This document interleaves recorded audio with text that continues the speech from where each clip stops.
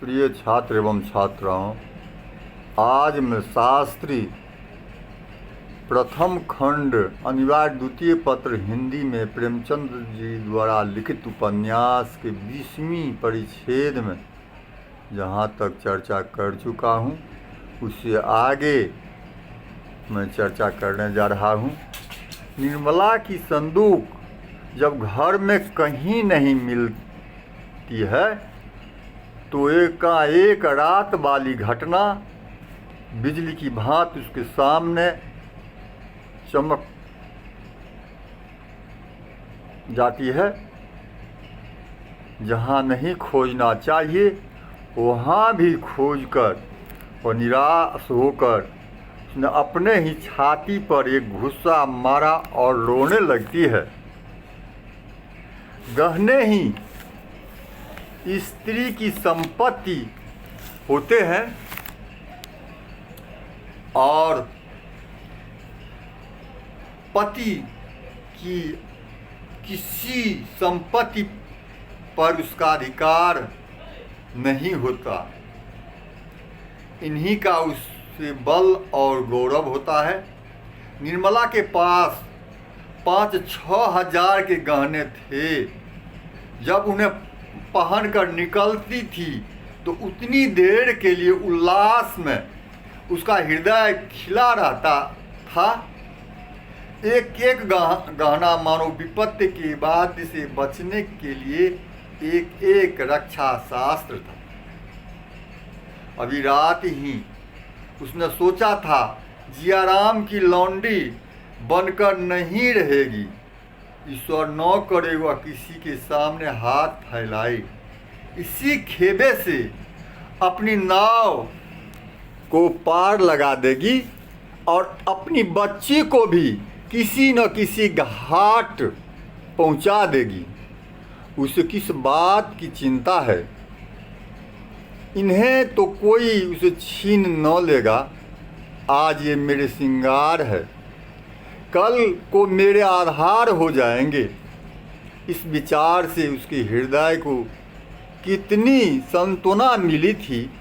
वह संपत्ति आज उसके हाथ से निकल गई। अब वह निराधार थी। संसार में उसे कोई आलंब, कोई सहारा न था। उसकी आशाओं का आधार जड़ से कट गया। वह फूट फूट कर रोने लगी। ईश्वर, तुमने भी न देखा गया। मुझ दुखिया को तुम यूं ही अपंग बना दिया। अब आंखें भी फोड़ दी। अब वह किसके सामने हाथ फैलाएगी, किसके द्वार पर भीख मांगेगी। पसीने से उसका देह भीग गई। रोते रोते आंखें सूज गई। निर्मला सिर नीचा किए रो रही थी। रुक्मिणी उसे धीरज दिला रही थी, लेकिन उससे आंसू न रुकते थे। तो ज्वाला कम न होती थी। 3 बजे जियाराम स्कूल से लौटा। निर्मला उसके आने की खबर पाकर विक्षिप्त की भांति उठी और उसे कमरे के द्वार पर आकर बोली, भैया दिल लगी की हो तो दे दो मुझे गहने। दुखिया को सताकर क्या पाओगी? जियाराम एक क्षण के लिए कातर हो उठा। चोर कला में उसका यह पहला ही प्रयास था। वह कठोरता जिससे हिंसा में मनोरंजन होता है अब तक उसे प्राप्त न हुई। यदि उसके पास संदूकचा होता और फिर इतना मौका मिलता कि उसे ताक पर रख आए तो कदाचित वह उस मौके को न छोड़ता। लेकिन संदूकचा उसके हाथ से निकल चुका था। दोस्तों ने उसे सराफ में पहुंचा दिया था और औने पौने में भी बेच डाला। चारों ओर झूठ के सिवा और कौन रक्षा कर सकता है। बोला, भला अम्मा जी मैं ऐसी दिल्लगी करूंगा, लेकिन आपको यकीन नहीं होता। बड़े दुख की बात है कि मुझ पर आप इतना नीच समझती है। निर्मला ने आंसू पोंछते हुए कहा, मैं तुम्हारे ऊपर शक नहीं करती भैया, तुम्हें चोरी नहीं लगाती। मैं समझा यदि दिल्लगी की हो तो जियाराम पर यह चोरी का संदेह कैसे कर सकती थी। दुनिया तो यही कहेगी कि माँ मर गई है, तो उस पर चोरी का इल्ज़ाम लगाया जा रहा है। मेरे मुंह में ही तो कालिख लगेगी। इस पर जियाराम आश्वासन देते हुए कहा, चलिए मैं देखूं आखिर ले कौन गया, चोर आया किस रास्ते से। इस पर भृंगी बोलती है, तुम चोरों को आने की को कहते हो, चूहे के बिल से तो निकल आते हैं, यहाँ तो चारों ओर खिड़कियां ही है। निर्मला इस पर कहती है, सारा घर तो छान मारा, अब कहाँ खोजने को कहते हो। इस पर जियाराम कहते हैं, आप लोग सो भी तो जाती है मुर्दों की तरह, अर्थात में आप लोग निश्चिंत होकर सो जाती है। 4 बजे मुंशी जी घर में आए तो निर्मला की दशा देखकर पूछा, कैसी तबीयत है, कहीं दर्द तो नहीं है। यह कहकर उन्होंने आशा की गोद में उठा लिया। निर्मला ने कोई जवाब न दे सकी, फिर रोने लगा। भृंगी ने कहा, ऐसा कभी नहीं हुआ था, मेरी सारी उम्र इसी घर में कट गई, आज तक पैसे की चोरी नहीं हुई। दुनिया यही कहेगी कि भृंगी का काम है। अब तो भगवान ही इज्जत रखें। मुंशी जी अचकन के बटन खोल रहे थे, फिर बटन बंद करते हुए बोला, क्या हुआ, क्या कोई चोरी हो गई। भृंगी कहते हैं, बहू जी के सारे गहने उठा कर ले गए। इस पर मुंशी जी कहते हैं, रखे कहाँ थे। निर्मला ने सिसकियां लेते हुए रात की सारी घटना बयान कर दी। पर जियाराम की सूरत के आदमी के अपने कमरे में निकलने की बात न कही। मुंशी जी ने ठंडी सांस ली और कहा, ईश्वर भी बड़ा अन्यायी है, जो मेरे हैं, जो मरे हैं उसी को मारते हैं। मालूम होता है अदिन आ गए, अगर चोर आया तो आया किधर से, कहीं सेंध तो नहीं पड़ी और किसी तरफ से आने का रास्ता नहीं। मैं तो कोई ऐसा पाप नहीं किया जिससे मुझे यह सजा मिली।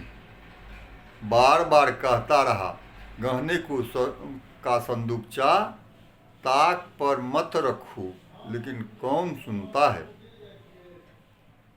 निर्मला कहती है, मैं क्या जानती थी कि यह गजब टूट पड़ेगा। मुंशी जी पर कहते हैं, इतना तो जानती थी कि सब दिन बराबर नहीं जाते। आज बनवाने जाऊं तो 10,000 से कम नहीं लगेंगे। आजकल आपकी जो दशा है तुमसे छिपी नहीं। खर्च भर को मुश्किल से मिलता है, गहने कहाँ से बनेंगे। जाता हूँ, पुलिस की इतला कर आता हूँ, पर मिलने की कोई उम्मीद न समझो। पर निर्मला कहती है आपत्ति भाव से, जब जानते हैं कि पुलिस में इतला करने से कुछ नहीं होगा तो क्यों जा रहे हो? मुंशी जी कहते हैं दिल नहीं मानता और क्या, इतना बड़ा नुकसान उठाकर चुप तो नहीं बैठ सकता। निर्मला मिलने वाले होते तो जाते ही क्यों? तकदीर में न था तो कैसे रहते? मुंशी जी तकदीर में होंगे तो मिल जाएंगे, तो नहीं तो नहीं मिलेंगे। मुंशी जी कमरे से निकले। निर्मला ने उससे हाथ पकड़कर कहा, मैं कहती हूं मत जाओ, ऐसा कभी ऐसा न हो कि लेने को देने पड़े। मुंशी जी ने हाथ छुड़ाकर कहा, तुम भी कैसी बच्ची की सी जिद कर रही हो? 10,000 का नुकसान ऐसा नहीं है जिसे मैं यूं ही उठा लूं। मैं रो नहीं रहा हूं, पर मेरे हृदय पर जो बात बीत रही है वह मैं नहीं जानता हूं, अर्थात मैं ही जानता हूं। वो तेजी से कमरे से निकल आए और थाने पर जा पहुंचा। थानेदार उसका बहुत लिहाज करता था, उसे एक बार रिश्वत के मुकदमे में बरी कर चुके थे। उनके साथ ही तफ्तीश करने आ पहुंचा। नाम था उसका अलायार खां। शाम हो गई। थानेदार ने मकान के अगवारे पिछवाड़े घूम घूम कर देखा। अंदर जाकर निर्मला के कमरे में गौर से देखा। ऊपर की मुंडेर की जांच की। मोहल्ले में 2-4 आदमियों के चुपके कुछ बातें की। तब मुंशी जी से बोले, जनाब, खुदा आपकी कसम, यह किसी बाहरी आदमी का काम नहीं है। अगर कोई बाहर का आदमी निकले तो आज से थानेदारी करना छोड़ दूंगा। आपके घर में कोई मुलाजिम तो ऐसा नहीं है जिसे आपको सुबह हो रहा हो, जिस पर आपको सुबह हो रहा हो।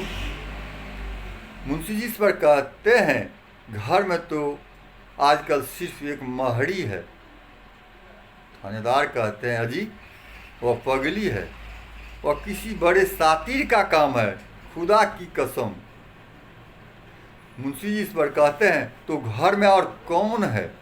मेरे 2 लड़के हैं, स्त्री और बहन, उसमें से किस पर शक करूं? थानेदार, घर के ही किसी आदमी का काम है, चाहे वह कोई हो। इंशाअल्लाह 2-4 दिन में आपको इसकी खबर दूंगा। यह तो नहीं कह सकता कि माल भी सब मिल जाएगा, पर खुद मैं चोर को जरूर पकड़ दिखलाऊंगा। थानेदार चले जाते हैं। मुंशी जी ने आकर निर्मला से उसकी बातें कही।